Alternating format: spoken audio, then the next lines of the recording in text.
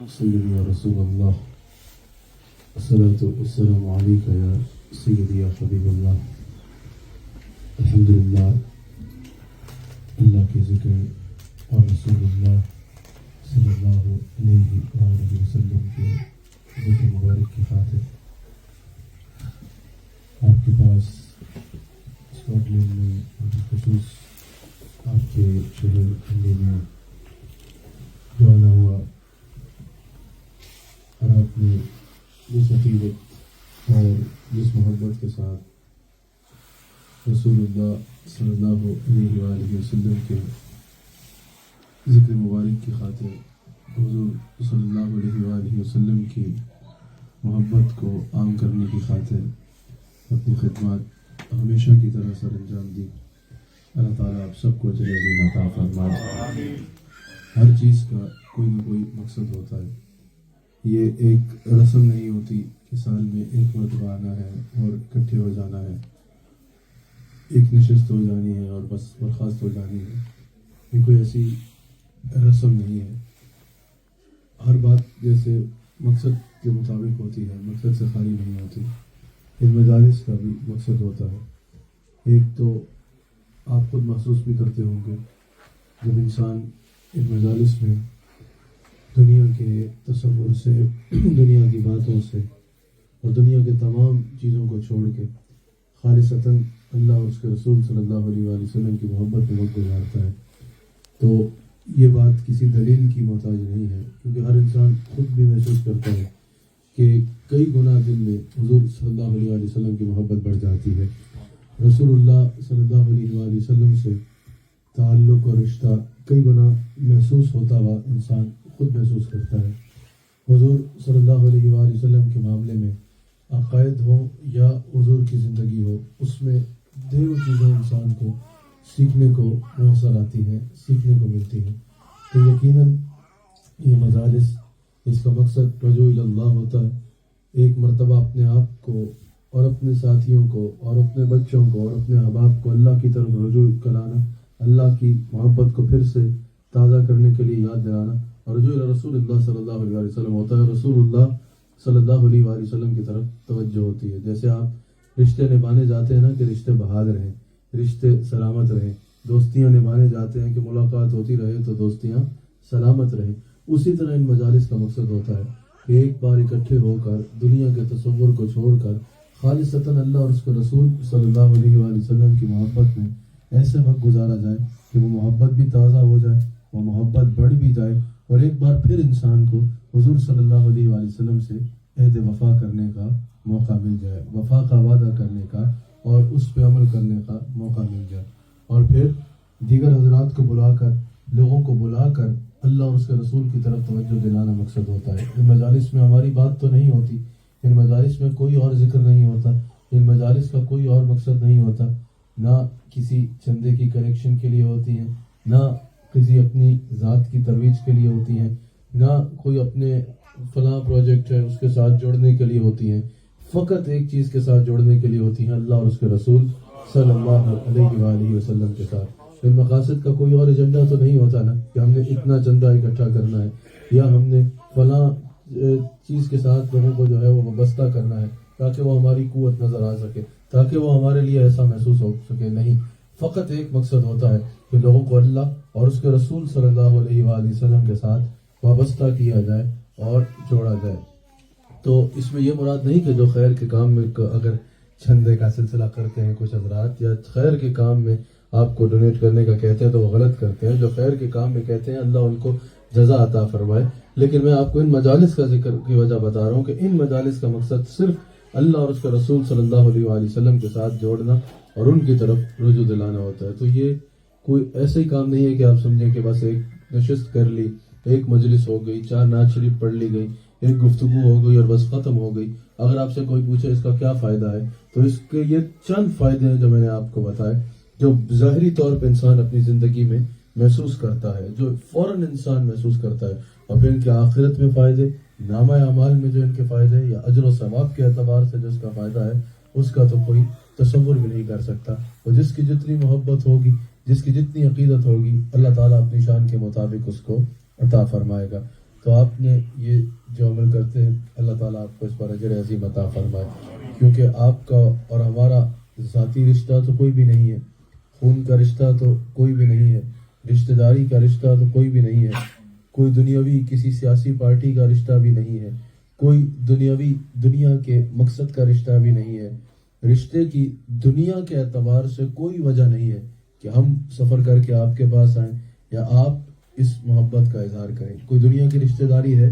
کوئی دنیا کی سیاسی وابستگی ہے، کوئی دنیا کے مقصد کی وابستگی ہے، کوئی بزنس پارٹنرشپ ہے، کوئی ایسا معاملہ ہے، ہرگز نہیں۔ محبت کی، تعلق کی اور وابستگی کی صرف ایک وجہ ہے، اللہ اور اس کے رسول صلی اللہ علیہ وآلہ وسلم کی محبت۔ صرف ایک وجہ ہے، اللہ اور اس کے رسول صلی اللہ علیہ وآلہ وسلم کی نسبت۔ صرف ایک وجہ ہے، ان بزرگان دین کی نسبت جو آج سے لے کر ہاتھ سے ہاتھ چلتے چلتے چلتے افضل البشر بعد الانبیاء حضرت سیدنا صدیق اکبر رضی اللہ تعالیٰ عنہ کے دست مبارک کے ذریعے حضور صلی اللہ علیہ وآلہ وسلم کے دست مبارک کو چومتا ہے۔ یہی نسبت ہے، یہی تعلق ہے۔ تو الحمدللہ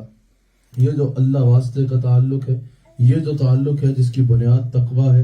یہ وہ تعلق ہے جس کی بنیاد تقویٰ یعنی اللہ کا خوف ہے، اللہ کی محبت ہے، اعمال صالح کی ترغیب ہے، گناہوں سے بچنے کی ترغیب ہے، تعلق بالرسالت صلی اللہ علیہ وآلہ وسلم ہے۔ یہ رشتہ ہمیشہ قائم رہنے والا ہے۔ جہاں قرآن نے یہ بتایا کہ قیامت کا دن نفسا نفسی کا ایسا عالم ہوگا کہ گہری دوستیاں ٹوٹ جائیں گی، ماں باپ ایک بچوں کو پہچاننے سے انکار کر دیں گے، بچے والدین کو پہچاننے سے انکار کر دیں گے، گہرے دوست اپنے گہرے دوست کا بوجھ اٹھانے سے انکار کر دیں گے، کوئی رشتہ اس دن کام نہیں آئے گا۔ باپ کے پاس اگر بیٹا جائے گا کہ آج کچھ اعمال اپنے مجھے دے دو تو وہ کیا کہے گا کہ نہیں، آج وہ پہچاننے سے انکاری ہو جائے گا۔ اگر بیٹے کے پاس باپ جائے گا اور کچھ طلب کرے گا تو وہ پہچاننے سے انکاری ہو جائے گا۔ ہر رشتہ جس دن ٹوٹ جائے گا، قرآن کہتا ہے الا المتقین، اس دن بھی اگر کوئی رشتہ باقی رہے گا تو وہ رشتہ باقی رہے گا جن کے رشتے کی بنیاد تقویٰ تھی، جن کے رشتے کی بنیاد اللہ کی محبت تھی، جن کے رشتے کی بنیاد رسول اللہ صلی اللہ علیہ وآلہ وسلم کی محبت تھی۔ تو جس دن باقی رشتوں نے ٹوٹ بھی جانا ہے، اس دن انشاءاللہ اس رشتے نے قائم رہنا ہے، اور اس رشتہ داری کا فائدہ جو تقویٰ کی بنیاد پر ہے اس دن سب سے زیادہ ہونا ہے۔ جب کہا جائے گا کہ ایک طبقہ اٹھے اور جنت میں داخل ہو جائے، بغیر حساب کے جنت میں داخل ہو جائے، ایک طبقے کو کہا جائے گا، تو حضور علیہ السلام سے صحابہ نے دریافت کیا اور فرمایا، یقیناً اس وقت بھی جب سوال ہوگا کہ یہ کون لوگ ہیں کہ جن کو بغیر حساب کے جنت میں جانے کا حکم دیا جا رہا ہے اور کہا جا رہا ہے کہ بالکل بغیر حساب کے جنت میں داخل ہو جاؤ، تو جواب حضور علیہ السلام نے ارشاد فرمایا کہ یہ وہ لوگ ہوں گے جو ایک دوسرے سے اللہ کی رضا کی خاطر محبت کیا کرتے تھے، جن کی محبت کی بنیاد، جن کے رشتے کی بنیاد اور جن کے تعلق کی بنیاد اللہ اور اس کے رسول صلی اللہ علیہ وآلہ وسلم کی محبت تھی۔ وہ حضور علیہ السلام نے فرمایا کہ ایک شخص اپنے گھر سے نکلا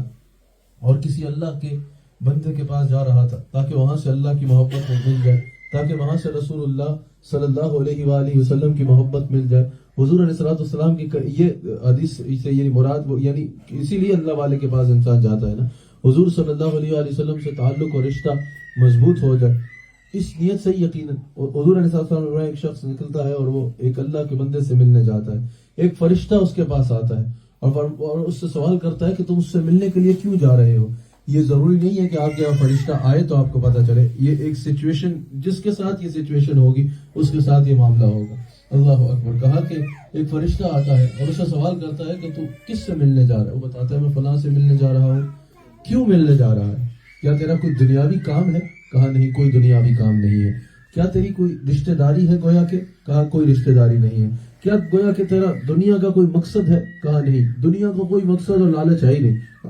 پھر کیوں جا رہا ہے اتنی دور؟ پورا حدیث کا مفہوم ہے کہ پھر اتنی دیر کیوں جا رہا ہے، پھر اتنی دور سفر کر کے کیوں جا رہا ہے؟ وہ بندہ جواب دیتا ہے کہ میں اس سے اللہ کی خاطر محبت کرتا ہوں، میں اس سے اللہ کی وجہ سے محبت کرتا ہوں۔ اس سے محبت کی وجہ نہ دنیاوی رشتہ ہے، اس سے محبت کی وجہ نہ رشتہ داری ہے، اس سے محبت کی وجہ نہ دنیا کا کوئی مقصد ہے، اس سے محبت کی وجہ صرف ایک ہے، اللہ اور اس کے رسول صلی اللہ علیہ وآلہ وسلم کا تعلق۔ تو حضور علیہ السلام فرماتے ہیں کہ جب اس طرح کا معاملہ ہوتا ہے، کوئی اللہ کی رضا کی خاطر بتاتا ہے کہ میں ملنے جا رہا ہوں، تو وہ فرشتہ اس کو کہتا ہے کہ میں تمہاری طرف اللہ کی طرف سے بھیجا گیا ہوں اور میں تمہیں اس بات کی مبارک دیتا ہوں کہ جتنی تم اللہ کی محبت کی وجہ سے اس سے محبت کرتے ہو، اس سے کئی گنا زیادہ اللہ تم سے محبت کرتا ہے. اس وجہ سے اللہ تعالیٰ تم سے محبت کرتا ہے. تو بات یہ ہے